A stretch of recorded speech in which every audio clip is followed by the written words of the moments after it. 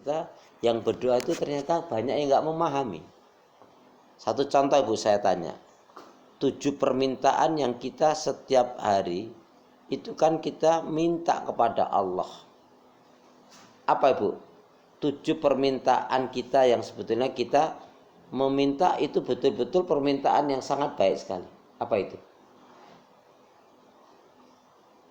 Itu satu contoh. Lah, kalau Ibu tanya yang mana lu terus selama ini Ibu? Jangan sampai kita digolongkan seperti burung BO. Salat, Waalaikum, Allah, mana Allah, sana Allah. Dia bisa berucap tapi tidak ngerti.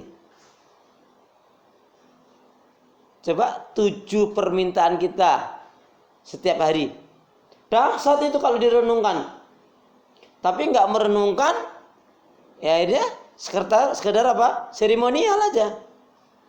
Padahal mestinya semua ayat, hadis Nabi, kajian yang kita dapatkan sebagai ilmu apa?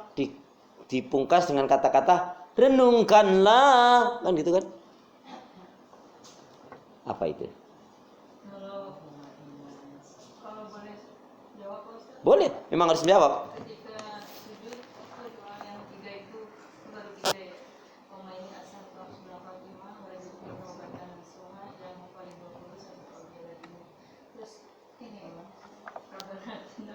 itu termasuk apa keinginan juga gitu selama dunia akhiratnya gitu, terus punya keluarga yang soleh-solehan bermanfaat gitu Pak. Iya. Kalau saya tanya terkait Boleh, Bu Yus? Bu Yus mungkin menambahkan atau mau idem aja?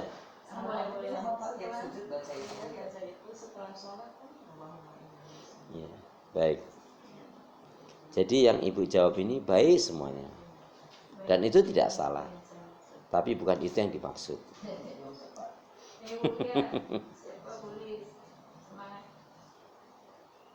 Bu Ana mau jawab? Itulah Bu, hebatnya sahabat Nabi dengan rahmat Allah itu ketika doa itu betul-betul menikmati. Itu Ibu minta itu.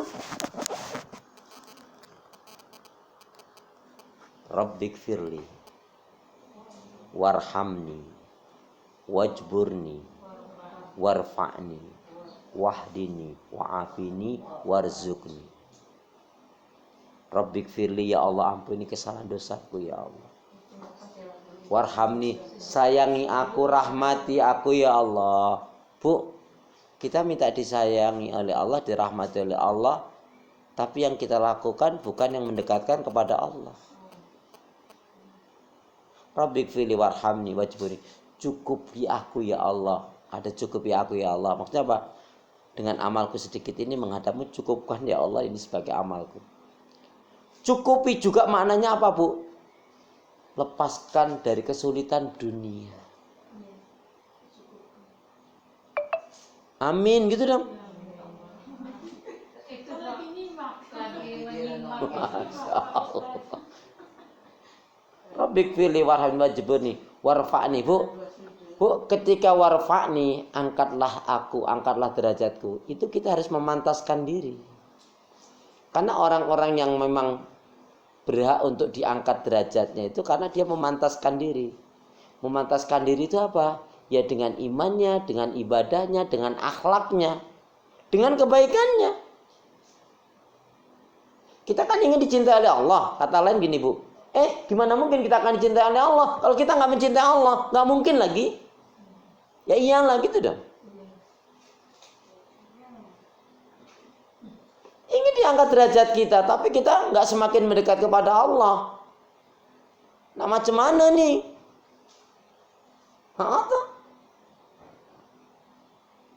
Bu, betul-betul ternyata ya saya renungkan ya dari peristiwa Isra Mi'raj ini juga berasa sekali.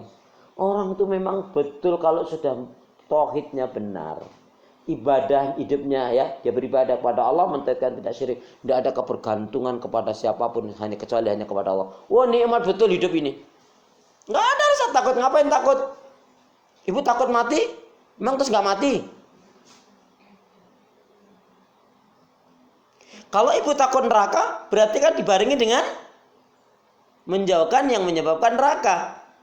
Kalau ibu cinta surga, cinta akhirat. Berarti kan yang kita lakukan mestinya semakin hari semakin mendekatkan kepada surga. Lah, kalau kita ingin masuk surga, tapi semakin hari malah menjauh, gimana? Padahal aku dekat, engkau dekat, aku jauh, salahmu sendiri.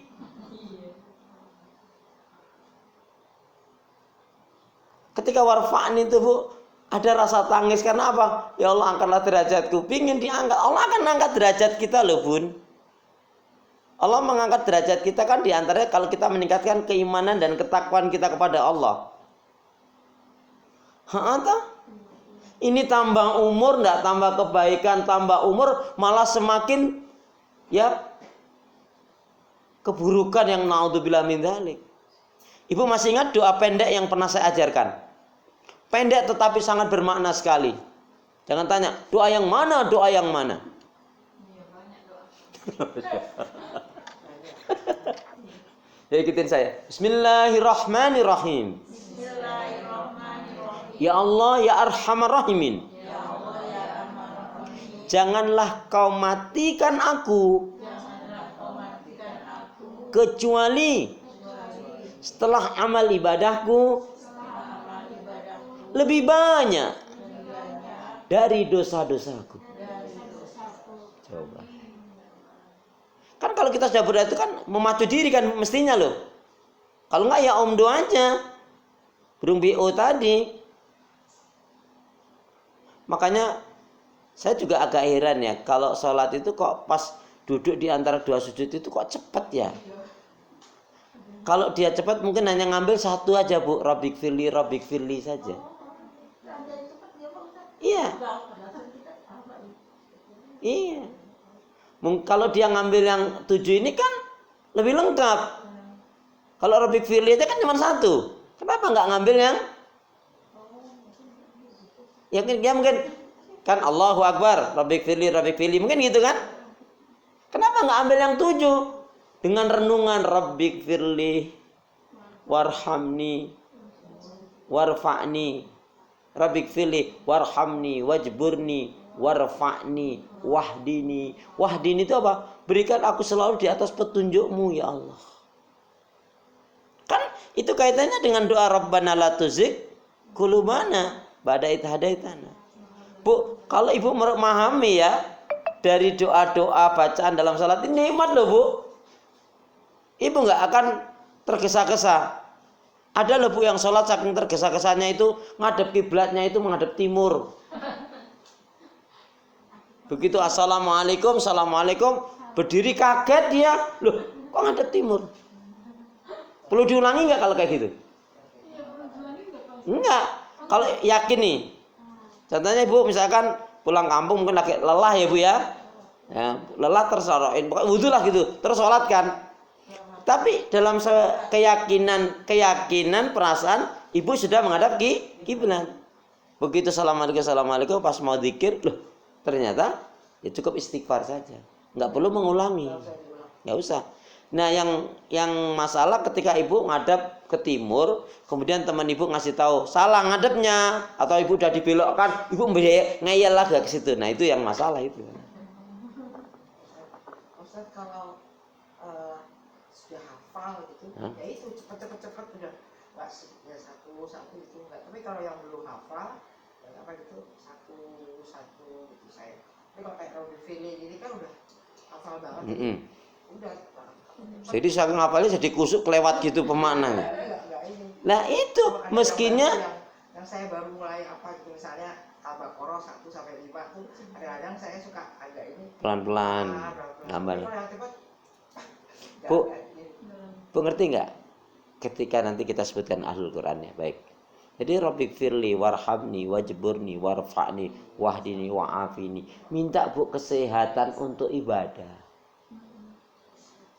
Bu Fitri, Bu Yus, Bu Eka, Bu Is, Bu Lia, Bu Ana ketika misalkan olahraga. Rajin banget yang olahraga, Ibu jamnya gimana?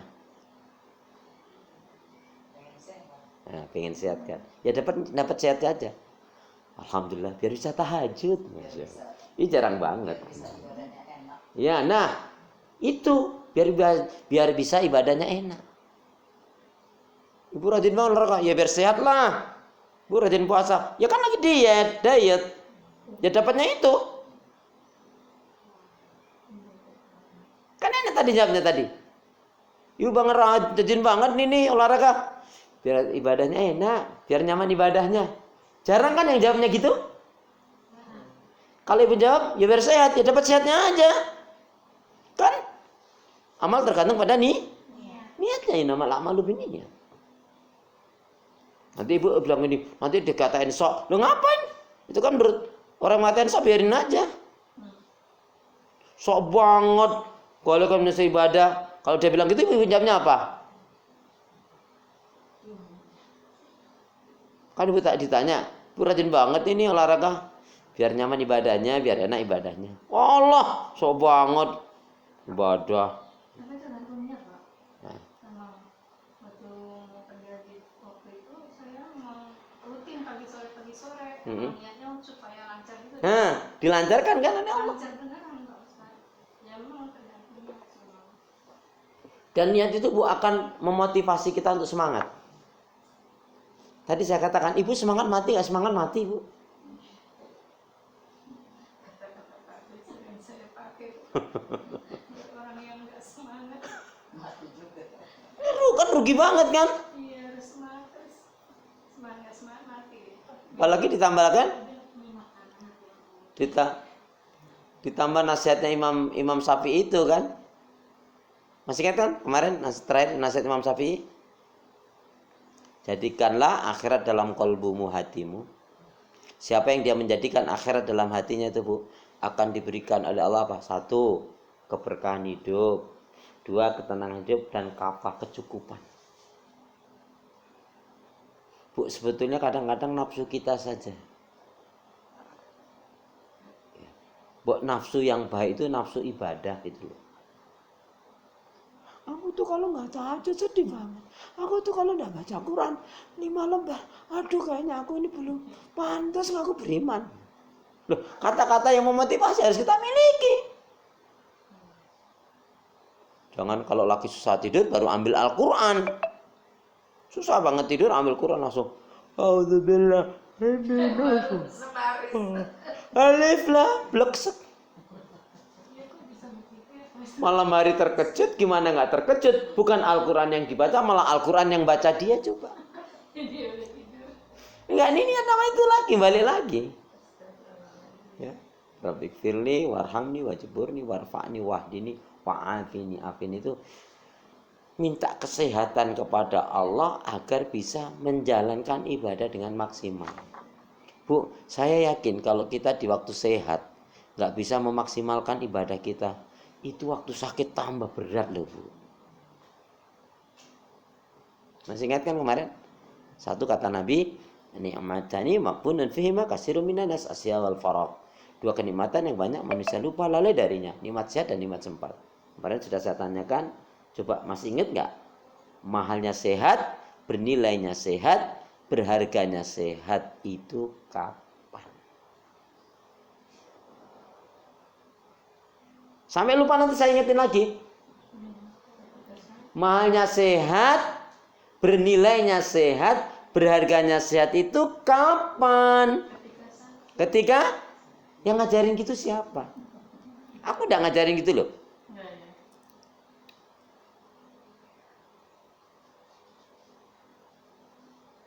Wis masih ingat? Tulis. Hah? Bukan. Mahalnya sehat, bernilainya sehat, berharganya sehat itu kapan? Ketika Allah beri kita kesehatan, kita gunakan untuk kebaikan ibadah dan amal soleh.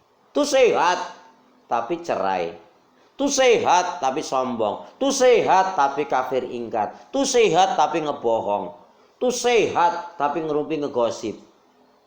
Tuh sehat tapi nggak mau ibadah. Tuh sehat nggak mau menuntut ilmu.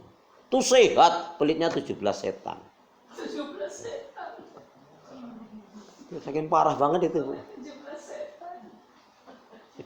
Nauzubillah nih. Memang kita harus punya kata-kata kunci yang biar kita terus termotivasi. Ya, baik ya. Baik, Pak Ustaz. Baik. Ke topik. Baik ya, sekarang kita masuk pada kajian inti kita.